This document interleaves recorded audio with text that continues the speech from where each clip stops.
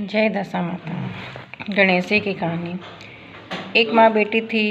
वे रोज़ सूरज भगवान, विनायक जी, पथवारी, तुलसी माता, पीपल इनकी पूजा करती। कहानी कहती फिर जिम थी। ऐसा करते करते बहुत दिन हो गए। एक दिन उस लड़की को देखने लड़के वाले आए और उस डोकरी से बोले कि तुम्हारी लड़की का ब्याह हमारे लड़के से कर दो। तब डोगरी बोलती है कि हमारी छोरी के तो नेम व्रत बहुत चले हैं, कोई नेम वाला होएगा, नियम वाला होएगा, उसी के साथ हमारी लड़की की शादी करेंगे और उसी के साथ हमारी लड़की जाएगी।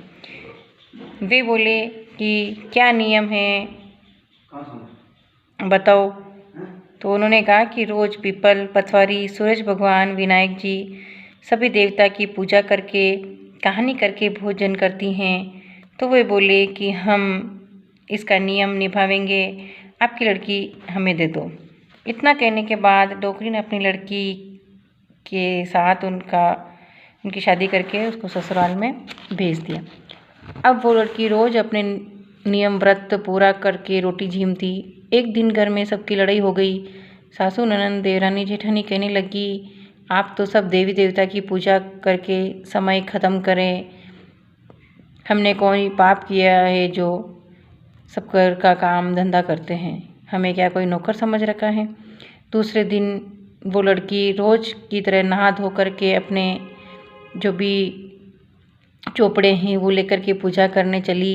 इतने में सासू ननद बहू बोली कि बहू, कल इतनी लड़ाई हुई थी, वो भूल गई, ये चोपड़े रख दो और घर के काम को करो, पूजा पत्री जो बंद करो।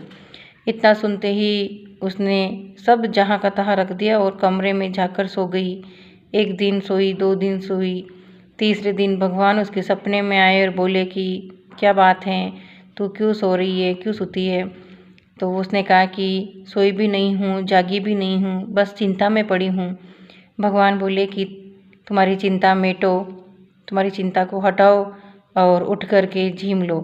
जब बोली कि हे भगवान, कैसे झीमूँ, सासू बाहर नहीं जाने देवे और मैं जब तक आपकी पूजा कहानी नहीं बोलूँ तब तक कैसे झीमूँ, मैं मेरा नियम खंडित नहीं करूँ।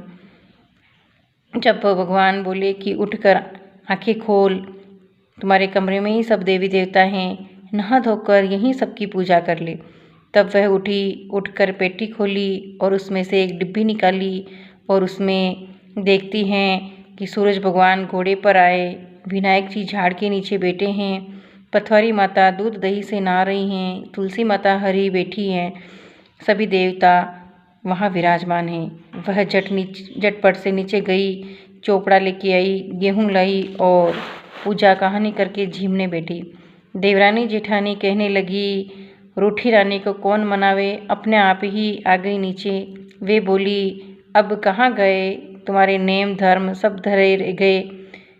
तो वो बोली, चलो मेरे कमरे में। आगे आगे बहू चली, पीछे पीछे सब सासू ननद, देवरानी जेठानी। उनके सामने उसने पेटी खोल करके डिब्बी निकाली, उसमें सारा ही भगवान अपनी अपनी जगह पे विराजमान थे।